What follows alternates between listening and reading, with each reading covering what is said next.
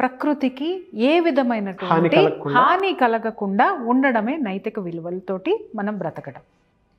ఇక్కడ ఏమవుతుంది, పక్కవాడేమైతే నాకెందుకబ్బా, నేనేది చేయాలనుకుంటే అది చేసి తీరతా, ప్రకృతి ఎట్టపోతే నాకేంటబ్బా, అడ్డమైన పనులు నేను చేస్తా, నా ఎదుగుదలకి ప్రకృతిని కొట్టవతల పడేస్తా, ప్రకృతిలోకి సిగరెట్లు ఊది పడేస్తా, లేకపోతే ఇంకేదైనా పొల్యూషన్ చేసి పడేస్తాను, ఏదైనా చేసేస్తాను. అర్థమైందా అండి?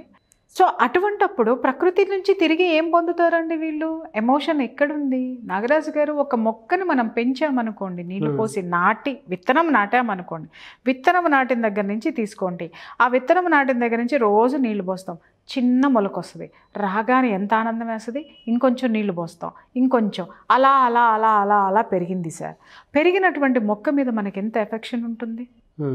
చిన్నప్పుడు మేము చేసాం, మేము మొక్కలు పెంచాం, మరి మీరు పెంచారో లేదో